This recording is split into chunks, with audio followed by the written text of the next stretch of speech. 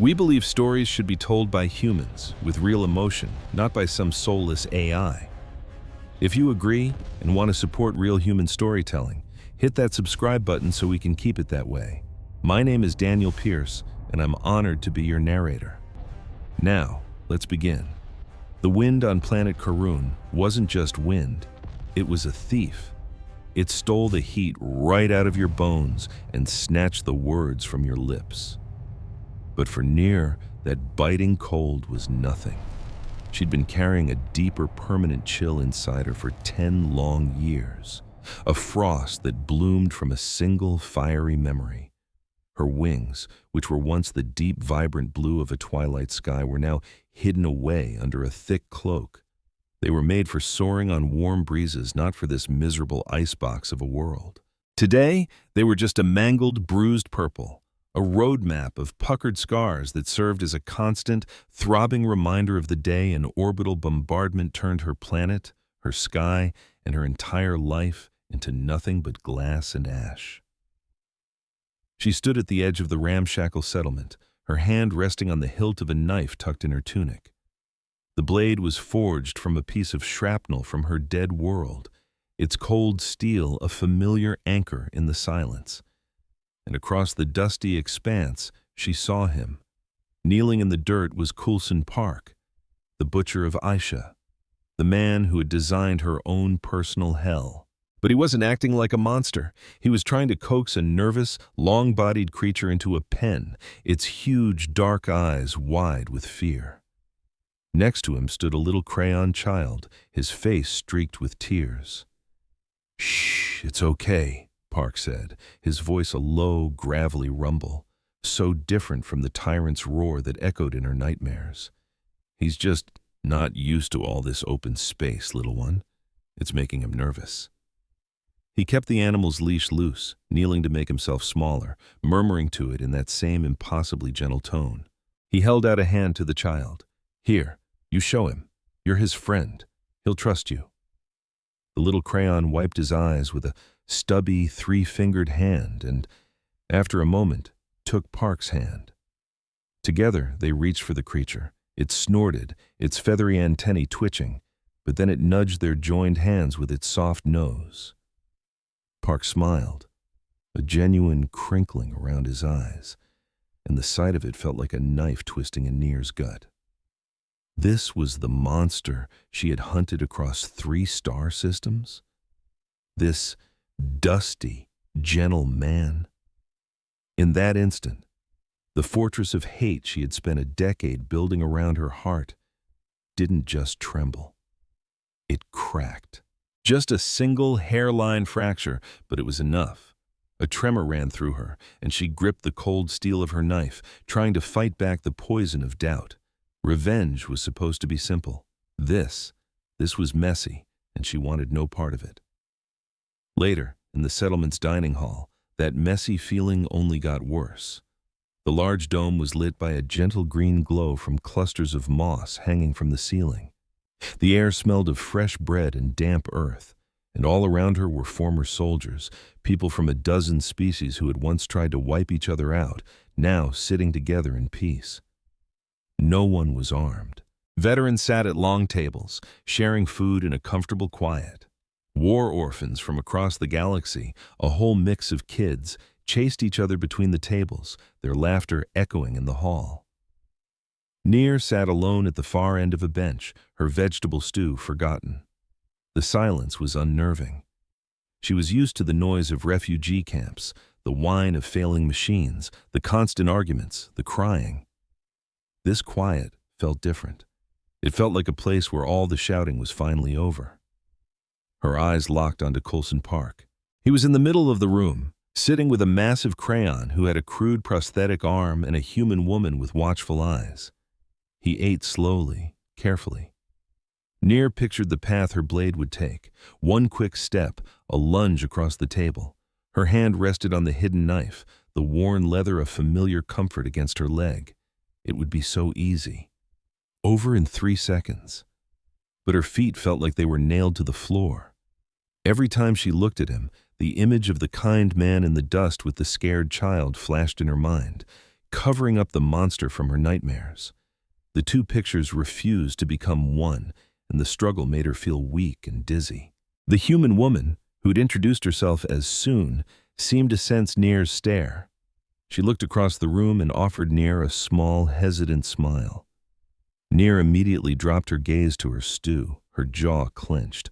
She wasn't here to make friends. She was here to be an executioner. She forced herself to take a bite. The stew tasted like ash. The cold ache in her wings deepened, a familiar pain that, for the first time in a very long time, felt like a welcome friend. The hydroponic gardens were inside a long, low building, its see-through roof softening the harsh light of Karun's twin suns. The air inside was warm and humid, smelling of rich soil and growing things. It was a place bursting with life, the total opposite of the dead world Nir carried inside her. She was assigned to work there, adjusting the nutrient drips. Coulson Park was at the far end of the row, his back to her.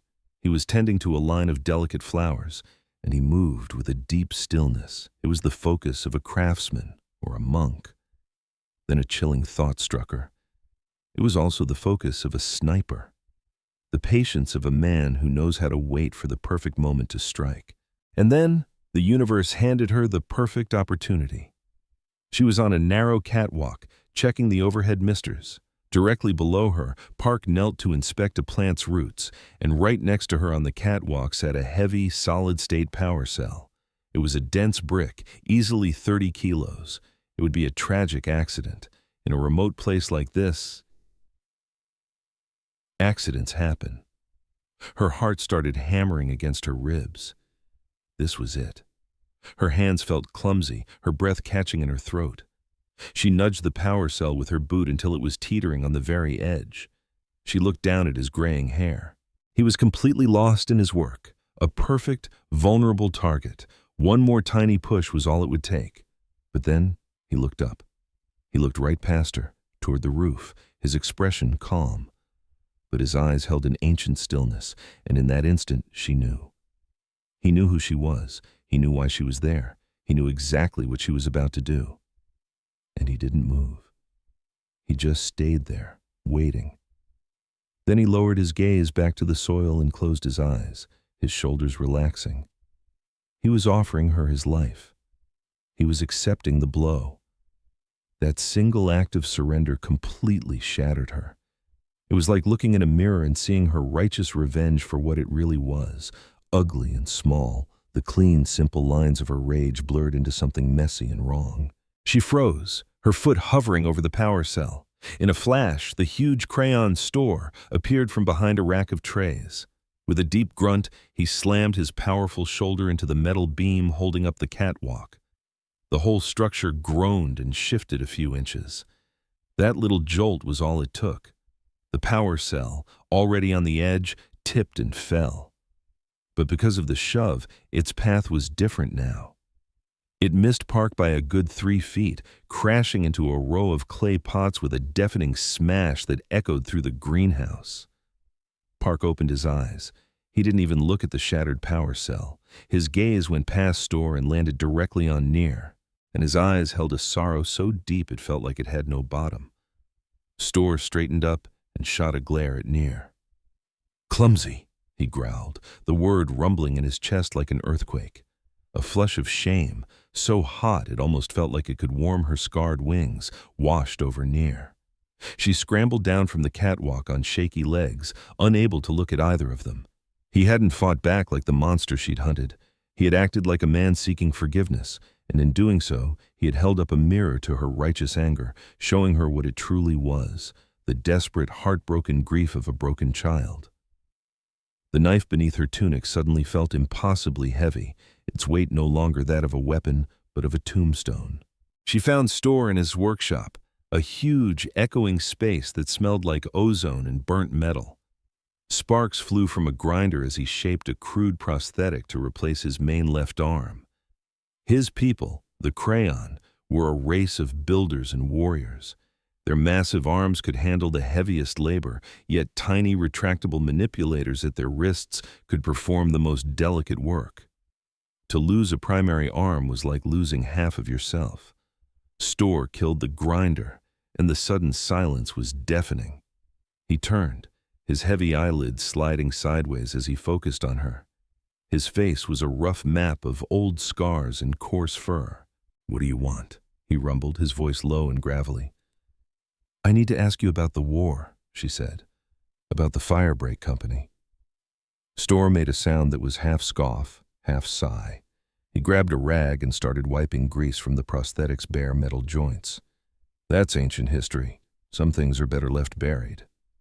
"The law about humans," Near pushed, her words echoing the clean official version from the history books.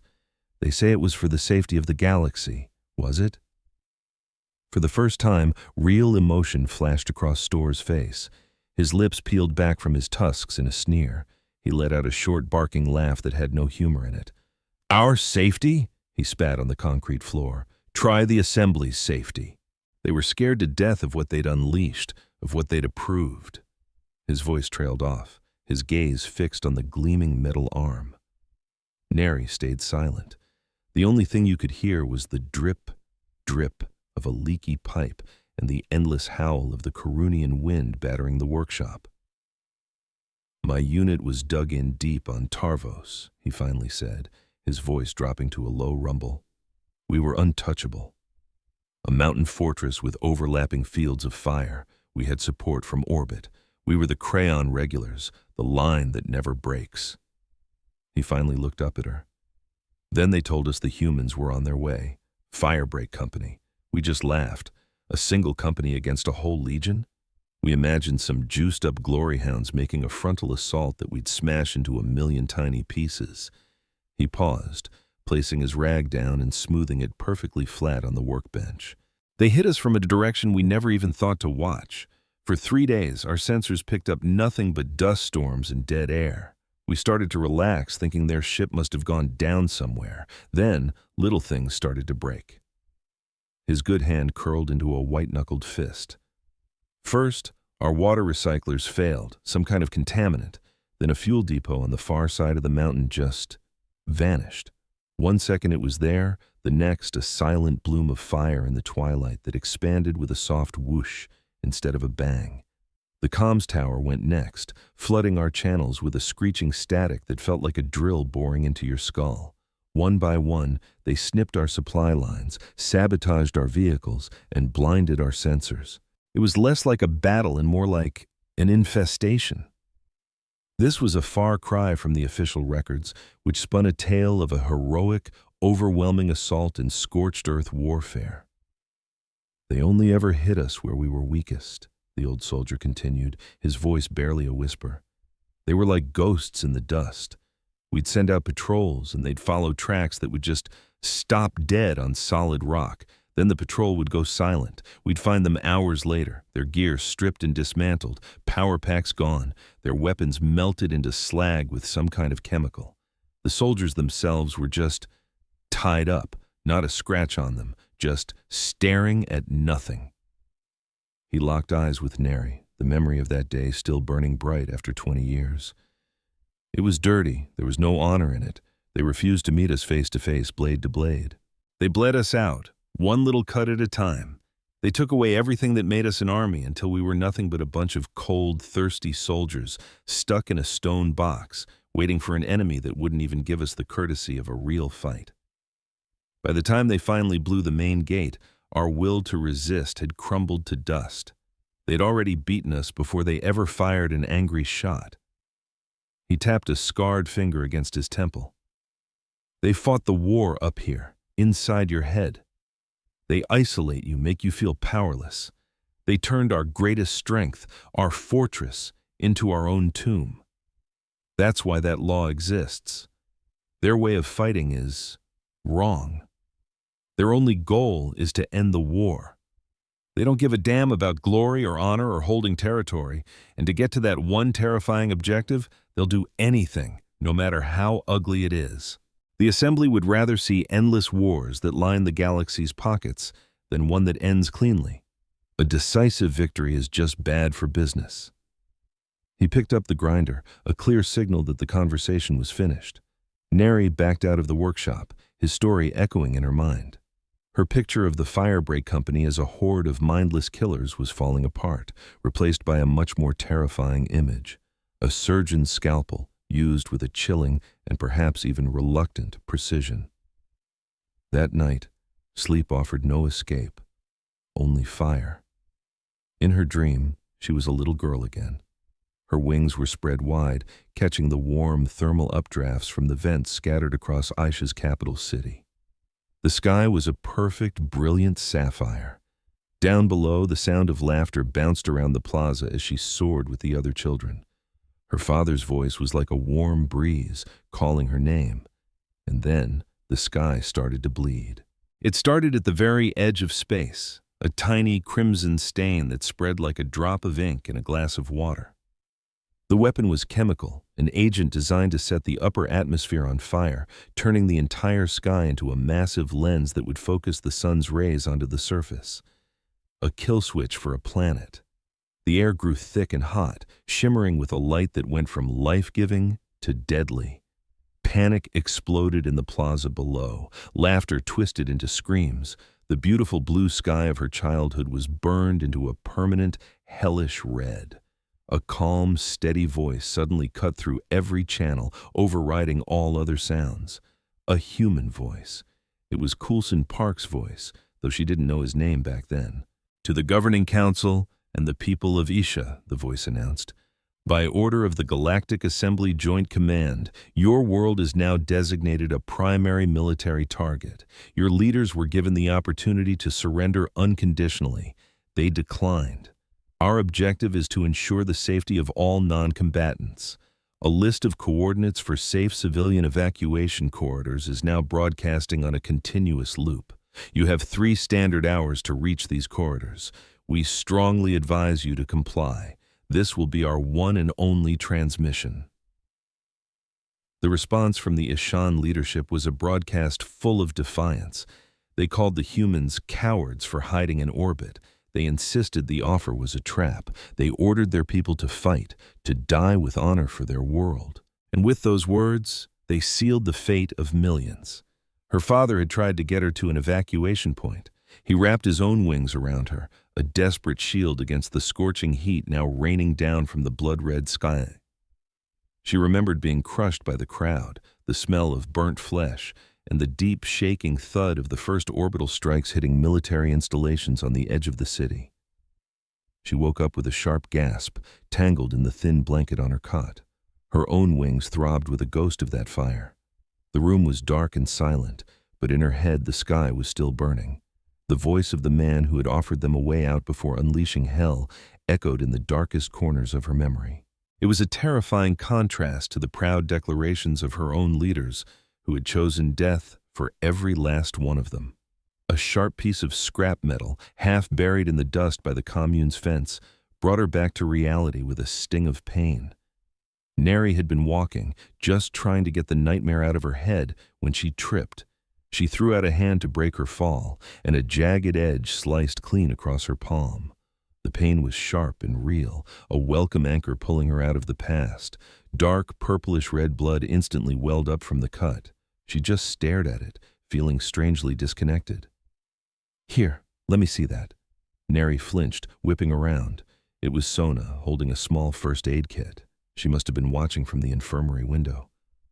"It's nothing." Neri instinctively tried to hide her injured hand behind her back. Sona just gave her a gentle smile. "Everything is something. Come on." She didn't wait for an argument, just took Neri by the arm and guided her inside. The clean smell of antiseptic and dried herbs filled the small room that was the commune's clinic.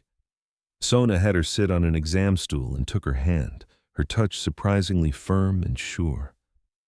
"Hold still," she murmured, her voice a low, soothing hum. She cleaned the gash, each movement precise and practiced.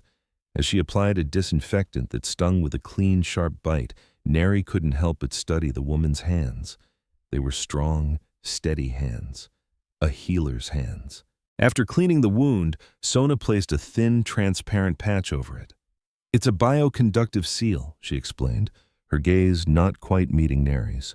"Standard firebreak issue. It'll fuse with your own cells so you won't even have a scar. It's also coated with a low-level medical access key. Don't worry, it dissolves in a few hours. You're very good at this, Neri said, the words tumbling out before she could think. Sona looked up from her work, and for just a second, her eyes seemed to cloud over with old memories. She began wrapping a clean white bandage around Neri's hand. You learn to have a steady hand when the floor is shaking, the lights are flickering, and the person on your table has maybe 3 minutes of life left. Sona tied off the bandage with a quick, expert knot. Neri's fingers, the ones that were still bare, brushed against the new bandage on her hand. I was his company's chief medical officer, you know. Neri's breath caught in her throat. She had suspected it, but hearing the words said out loud felt like a punch to the gut. You were with him on my world? I was with him everywhere, Sona said, her voice quiet but unshakable as she turned her back to clean her tools. I saw Coulson Park at his absolute finest, and I saw him at his absolute worst. I saw him give an order that saved 1,000 of our own people, and I saw him give the order that burned your home out of the sky.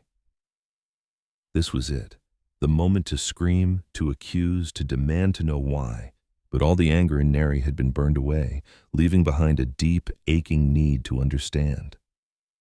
You fought differently, she said, her voice hoarse. Sona stopped what she was doing. She turned around, leaning back against the counter. We had to. We were always the underdogs, always outgunned and outmanned. Our company was treated like a surgeon's scalpel, sent in to handle the dirty jobs no one else wanted to touch. Coulson's gift and his curse was that he saw war not as a glorious battle, but as a system, a machine that could be broken. She paused. He didn't target soldiers. He targeted supply lines and morale. He truly believed that if you could break an army's will to fight, you wouldn't have to kill its soldiers. Neri thought of the stories, of the brutal, surgical efficiency of it all. And the civilians? She asked, her voice barely a whisper. Were we just another morale problem for him? Sona walked over and sat on the stool right beside her, so close their knees were almost touching. For 10 years, my whole life had been about one thing, finding the monster who destroyed my world and ending him. But when I finally had him cornered, his doctor stopped me, her eyes filled with a story I didn't know. You think you know the truth? She asked. I thought I did. But if you think this is a simple story about revenge, you're about to be surprised. Stick with me, because what she told me next changed everything. Her name was Sona, and she started talking about a place called Velis Garrison, a critical communications hub on the planet Terrace. Taking it down was our top priority, she said, her gaze lost in the past. High Command gave Coulson a direct order, eliminate that tower no matter the cost. An orbital strike would have been easy, a flash of light, and it's over. But as she took a shaky breath, she told me their scanners saw something Command had overlooked, hundreds of civilians hiding in the tower's lower levels. They weren't soldiers, they were the enemy's families, engineers, technicians, and their kids, all using the military tower as a bomb shelter. A cold shiver ran through me, hearing a dark echo of my own past. Coulson had his orders, Sona said, her voice tight. Neutralize the tower. Every second we delayed, their fleets were using that hub to coordinate attacks, killing more of our people. Calling in that strike was the logical move. It would have been dismissed as collateral damage, followed by a formal apology before the war machine rumbled on. Sona looked down at her hands. But he wouldn't do it. He shattered protocol. He opened a direct channel to the enemy commander, warning him about the strike and the people trapped inside. He offered a 1-hour truce to evacuate them. The commander spat back insults, calling him a liar and a coward. So Coulson made a choice. He defied a direct order from the top brass. He canceled the orbital strike and sent his own soldiers in on foot. He told them, "We're taking that tower, but the lower levels are off limits. No one fires down there." He turned a simple, remote mission into a 3-day, bloody, hand-to-hand fight. And for the next 72 hours, I watched the cost of that choice get carried back to my medical bay, piece by piece. He completely threw out the playbook, redesigning the assault just to create a safe corridor for those families to escape out the back while his Marines hit the front. He sacrificed his own men to save the children of the soldiers trying to kill them. "We lost 19 Marines taking that tower," Sona said, finally meeting my eyes. Tears welled up but didn't fall. 19 soldiers who would be home right now if he just followed orders. That's the man you came here to kill, a man who lives with the ghosts of 19 soldiers he let die to save his enemy's children. Sona then stood and walked to a locked cabinet. After the war, our unit was disbanded and disgraced. As the medical officer, I was responsible for the records of our fallen, their last words, their personal effects. The assembly wanted to bury the history, sealing the records from the main archives. But Coulson made sure they were sealed with military-grade biometric locks, keyed only to the members of our unit. He said their stories belonged to us, not the politicians. So I gave every last one of them to him. The weight of her story crashed down on me, shattering my black and white world of heroes and villains into a million shades of gray. The monster I'd been hunting had sacrificed his own soldiers to save his enemies. What did that make the men he let die? And what did that make me? Outside, the twin moons of Karun cast long, eerie shadows across the courtyard. The air was still and cold. I found Coulson sitting on a low stone wall at the edge of the camp, just staring out into the dark, windswept plains. He didn't even flinch as I approached, my boots making no sound in the dust. I stopped a few feet behind him. The hilt of my blade felt cold and strange in my hand. The righteous fire that had fueled me for a decade was gone, leaving only cold, confusing ash. "On my world," he said, his voice so quiet it was almost lost to the wind, "we wear pins of volcanic glass to mourn the dead, one for each family member lost." He paused. "You wore 6. He said it so simply. He'd known who I was the entire time. He turned his head slightly, the pale moonlight carving out the lines on his face. "I remember the sky that day," he said, his voice thick with an old, raw pain. "The color of it. I see it every time I close my eyes. I still hear the broadcasts. All of them." He reached into his pocket and pulled out a small, worn brass key. He held it out to me, his hand steady as a rock.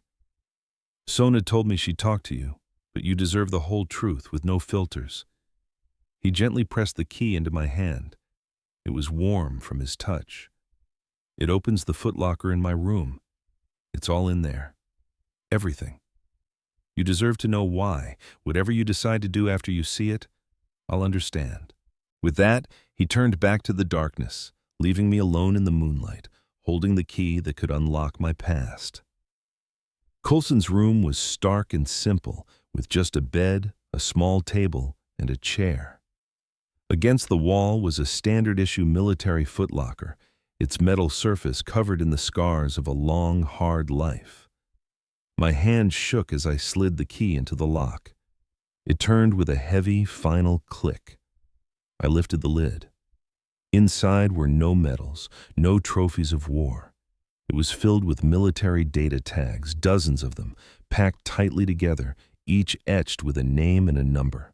Each one of these small metal plates was a life, a service record, a digital collection of personal belongings, a ghost in a box. This was the secret archive of his old unit. This footlocker was their tomb, a memorial kept alive only by him and Sona. I came looking for the story of one monster, but what I found was a library of 100 tragedies. I picked one up. The name etched into it was Corporal R.M. Becky. It felt heavier than it had any right to be. I took the tag back to my room. The camp was silent, except for the howling wind. I sat on my cot and tried to read the tag with my personal scanner. Access denied. I tried again with a decryption program. Encryption level too high. Biometric lock active.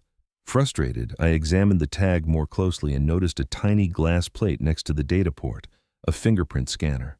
Sona's words came back to me, keyed only to our unit's personnel. It was a dead end. But just as I was about to give up, my eyes fell on the clean white bandage on my hand. I remembered Sona's gentle fingers as she'd dressed the wound. It was a crazy 1 in a million shot. Could a trace of her DNA on the bandage work as a key? She was part of the unit. The way she had placed it, it felt intentional, like a secret passed through a simple act of kindness. My heart hammered against my ribs. I carefully peeled back the conductive seal she'd placed over the cut. Holding my breath, I pressed my hand flat against the scanner. For a moment, nothing. Then, a tiny green light on the tag blinked once, twice, and then stayed solid. A soft chime broke the silence. Unlocked. The medical key Sona had secretly embedded in my bandage, a ghost of her kindness, had worked. It felt like a betrayal to use her compassion to break into these secrets, but I had to know. I connected my scanner again. This time the files opened, but it wasn't letters or photos. It was cold, hard data. Holographic maps of my home system flared to life in the air. Troop movements, supply lines, fleet formations, all laid out in stark red and blue. My entire world, my home, Isha, was just a strategic point on a map. A pulsing red circle marked my planet, with dozens of lines branching out from it like a web. I opened the mission analysis. Target, Isha Prime. Status, Regional Command and Control Center. The file explained that this one hub coordinated every fleet, every supply shipment, and every strategic plan for the entire enemy force in that sector. It housed their primary tactical AI. The conclusion was brutally clear. Taking out Isha Prime would be like cutting the head off a snake. It would blind and deafen the enemy, leaving their forces to wither and die. The projected outcome? A complete collapse of their network, ending the regional war within 72 hours. And then I saw it. The final, awful number. Estimated lives saved across dozens of worlds, both ours and theirs, 40 to 50 million. A wave of icy dread washed over me. 50 million. They sacrificed my home to save 50 million strangers. It wasn't an act of hate. It was an act of math. They put my entire world on one side of a scale and 50 million souls on the other. And they made a choice. My grief, my rage, the singular purpose that had driven my life, it was all just a variable in a cold, strategic equation. The clean, sterile logic of it was more monstrous than any simple act of violence. I dug deeper and found the briefing for the attack. On the screen was Coulson, 10 years younger, his face sharper, but his eyes already held the same haunted look. For 10 years, I hunted the man who destroyed my world. To the galaxy, he was a hero. To me, he was a monster. And tonight, after a decade of searching, I finally had him cornered. But instead of fighting back, he gave me a rusty old footlocker and a choice. "Kill me now," he said, "or look inside first, see the truth." What would you do? Would you take your revenge right then and there, or would you risk everything to understand why? I chose to look, and what I found changed everything. The first thing I saw was a memory pulled from a dead soldier's helmet cam. It was a chaotic freefall through a sky the color of blood. Anti-aircraft fire exploded like angry fireworks all around him. He slammed into the ground, a hard, bone-jarring crash into a field of strange, glassy plants. Then, his world, and mine, became a blur of plasma fire and desperate, shouted commands. The soldiers of Firebreak Company weren't the monsters I'd imagined. They were kids, their faces pale with grim determination as they moved from one objective to the next. They weren't screaming for blood. They were focused, professional, and terrified. I watched as they systematically took down the defenses of my homeworld, one generator at a time. The soldier whose eyes I was looking through, a Corporal Mbeki, was carrying a heavy demolition charge. He sprinted through a hailstorm of enemy fire, his breath coming in ragged, painful gasps over the audio feed. He finally reached the base of a massive power generator, his hands moving with the calm, practiced motions of someone who had done this 100 times before. He armed the charge, slapped it onto the generator's housing, and turned to run. But he never made it. A single plasma bolt hit him square in the chest, and the world pitched sideways. He was on his back, staring up at the crimson sky he had just helped to seal. A fellow Marine, a medic named Sona, was instantly at his side, her face a mess of panic and concentration as she tried desperately to stop the bleeding. I could see the corporal's own pain-filled face faintly reflected in her visor. "It's no good, Doc," Mbeki coughed, his voice thick and wet. It's no good. Don't you dare say that, Sona shot back, her voice shaking but firm. You're going home, Corporal. You hear me? A weak, bloody smile touched his lips. We all are, he whispered. And then the charge he'd just set went off. A blinding flash of white light filled the screen, and the feed cut to black. I ripped my hand away from the console, my heart pounding in my chest. I had just watched one of my enemies die, and I felt pity. Every single memory tag in that footlocker told a similar story of sacrifice and loss. But the last file was different. It was an official recording from 2 days after the attack. A woman in a spotless uniform, a representative from the Galactic Assembly, was screaming at Coulson, the very man I'd come to kill. His armor was scorched and dented, his face covered in soot. All around them lay the bodies of his soldiers, side by side with the bodies of my people. This was a massacre, she shrieked. You've violated every rule of war. You've committed a war crime, and the Assembly will have your head for this. Coulson just stood there and took it, his expression completely blank. He looked like a man who had already died inside. We did what you couldn't, he finally said, his voice a dead, gravelly rasp. We ended the war. Millions of people on a dozen worlds are alive today because of what my Marines did here. He took a step toward her, and for the first time, the politician looked truly afraid, as if she was finally seeing the real price of the victory she had ordered. You gave us the order, Coulson continued, his voice dropping low, a cold fire smoldering in his eyes. You told us to win, so we won, the only way we knew how. He looked from her to the bodies of his fallen soldiers. But if you ever ask us to do something like this again, you'll be governing a graveyard, and you'll find only silence where there was once hate. The woman was speechless, the anger on her face melting away into a dawning horror. I finally understood. The laws of war weren't made to stop human cruelty. They were made out of fear of human efficiency. When I finally left his quarters, the first light of dawn was painting the sky. He was sitting on a low stone wall in the courtyard, exactly where I'd left him, meditating in the quiet morning air. I walked up behind him, my footsteps silent in the dust. My hand went to the hilt of my blade. The cold metal, forged from the wreckage of my home, felt like a relic from another lifetime. This was it, the moment I had dreamed of for 10 long, bitter years, the end of my story. Coulson opened his eyes but didn't turn. He just sat there, waiting for the killing blow. He had shown me the truth, and now he was ready to pay the price. I raised the blade high. I saw his reflection on the polished steel, not a monster, just a tired old man, waiting for the end. And I saw my own reflection staring back, a woman whose face was a mask of grief. The memories I'd just witnessed flooded my mind, the young soldier dying for a cause he believed in, the commander hollowed out by the cost of his victory. I could kill him. It would be easy. One quick stroke and my revenge would be complete, but my family would still be gone. My world would still be a field of ash. Killing him wouldn't fix anything. It would just destroy the one man who mourned my home with me. It would destroy this place, this strange sanctuary he had built from the ashes of his guilt. The blade felt impossibly heavy. It trembled in my hand, weighed down not by steel, but by a choice I never thought I'd have to make.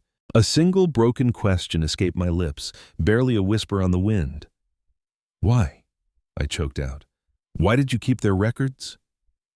He finally turned to face me, his body moving with the aches of old wounds and older sorrows.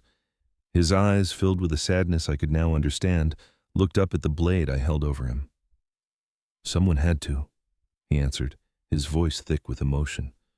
Someone had to remember they were more than just soldiers, that they were boys who wrote letters home, that they were fathers and daughters, that they had names. His gaze shifted past me toward the small, waking community around us. Someone had to remember, he said, so that we could build something better than a memorial. My eyes went from his face down to the dagger. It was a promise of vengeance I had carried for a decade. But then I looked up and saw children chasing a ball across the courtyard. I saw the medic, Sona, humming as she tended a garden. This was a future. With a ragged breath that felt like it was tearing my soul in two, I flipped my grip on the dagger and plunged it, point first, deep into the dirt at my feet. It stood there, a lonely gravestone for a past I was finally ready to bury. And for the first time in 10 years, my hands felt light. The howling winds of Karun were just a memory now, and the bone-deep chill that had once crippled Neri's wings was finally gone. She'd found a quiet rhythm tending to the budding life in the gardens, and the commune's deep silence, which once felt so isolating, now wrapped around her like a warm hug. Then one afternoon, a clattering, rusty dust skimmer choked and died at their entrance. A new family stumbled out, refugees with skins stretched tight over their bones and huge, haunted eyes. They were Isha. Their wings, tattered and caked in gray dust, told a story of loss. The whole community stirred, ready to help, but it was Neri who moved first. She walked toward the shattered little family, her own scarred wings a silent language they would understand instantly. She knelt in the dirt, making herself small and safe, just as Coulson had for her on that terrifying first day. "Welcome," she whispered. "You're safe here now." She gently took the smallest child's hand, leading them all toward the warmth and the unspoken promise of a new beginning inside. As Neri was settling them in with fresh blankets and a steaming bowl of stew, she felt a gaze from across the courtyard. Coulson was standing by the workshop, just watching. Their eyes locked, and for the first time since she was a little girl, soaring through a cloudless sky, a real smile touched Neri's lips, quiet, light, and completely unburdened. In reply, Coulson gave her a slow, respectful nod that said everything. Neri turned back to the family, and a powerful sense of peace washed over her. The weight of her past was still there, but it felt different now. It wasn't a crushing burden anymore. It was an anchor, holding her steady in a world that had finally become calm. And above Tiller's Fold, the sky stretched out, a vast, perfect canvas of endless blue.